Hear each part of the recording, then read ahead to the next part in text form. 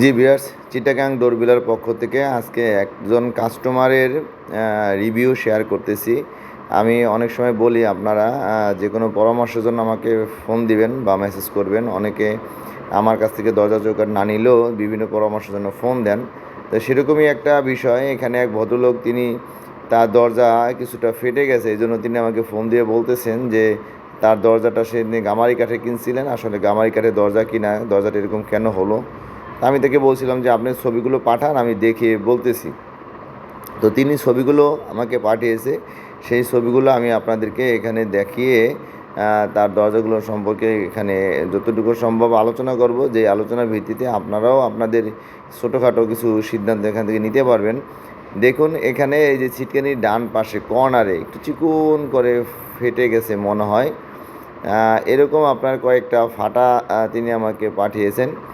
এই যে এখানে আর একটু ফেটে গেছে এরকম। তো এখন বিষয়টা হলো, এরকম যদি আপনার ছোটোখাটো একটু ফেটে যায়, এখন এই দরজাটা তো বার্নিশ করা, আমি তো বার্নিশ করা কাঠ দেখলে তো কেউ এখানে এখানে আরেকটা ফাটা দাগ সে আমাকে পাঠিয়েছে।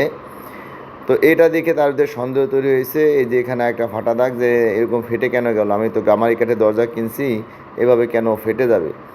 তো আমার কাছে যেটা মনে হয়েছে, একটা হলো বার্নিশ করার কারণে কাঠের কালারটা বোঝা যাচ্ছে না, কিন্তু ওনার কাছ থেকে যে বর্ণনা আমি নিয়েছি তার ভিত্তিতে আমার কাছে মনে হয়েছে দরজাটা একটু ফেটে গেলেও তার কাঠটা ঠিক আছে, এটা গামারি কাঠেরই দরজা, এতে কোনো সন্দেহ নাই। কিন্তু এরকম ফেটে কখন যায়, যখন দেখা যায় যে কাঠের ভিতরে যেই পানিটা থাকে এটা পর্যাপ্ত না শুকানোর কারণে অনেক সময় এরকম ফেটে যায়।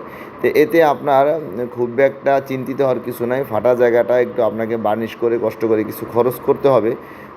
একটু আপনার ওখানে সুপারগুলো বসিয়ে দিয়ে অথবা মোম দিয়ে পুটিং করে কালারটা মিলিয়ে নিলেই দরজাটা নিশ্চিন্তে ব্যবহার করতে পারবেন। অনেক সময় দেখা যায় যে আপনারা সময় কম দেওয়ার কারণে বা আমরা অনেক সময় কম পাওয়ার কারণে পর্যাপ্ত পরিমাণে যদি কাঠ না শুকায়, সে দরজা ফিটিং করার পরে কিছুটা শুকানোর সময়ে যখন কাঠটা একটু ফেটে যায়, কারণ যখনই ভিতর থেকে পানিটা বের হয়ে যায় তখনই শূন্যস্থান পূরণ করার জন্য কাঠটা একটু ফেটে যায়। এটা যে কোনো কাঠের ক্ষেত্রে, যত দামি কাঠই হোক, কাঠ শুকালে পরে কিছুটা কোথাও না কোথাও একটু ফেটে যায়। সেটা আমরা মোম পুটিং করে বা সুপারগুলো বসিয়ে দিয়ে সুন্দর করে ফিনিশিং দিয়ে সেটা বার্নিশ করে দিই, তখন আর এটা চোখে পড়ে যা। তো কাঠের গুণগত মান কাঠ ফাটার উপর নির্ভর করে না, গুণগত মান কাঠের দেখলে পরে বোঝা যায় কাঠের গুণগত মান ঠিক আছে কিনা, কারণ হালকা যে কোনো কাঠ ফাটতে পারে, এটা নিয়ে আমরা চিন্তিত হবেন না। তবে সেরকম ছোটোখাটো আপনাদের যে কোনো জিজ্ঞাসা আমাদের কাছ থেকে দরজা চৌকাঠ না নিলেও আমাদেরকে করতে পারবেন, আমাদের কাছে জানতে পারবেন। আমার স্ক্রিনে যে নাম্বারটা দেওয়া থাকে এখানে সরাসরি কল দিতে পারবেন, নাহলে শেষে হোয়াটসঅ্যাপ নাম্বারেও মেসেজ করতে পারবেন। তো ভিউয়ার্স, আজকে এ পর্যন্তই, ধন্যবাদ।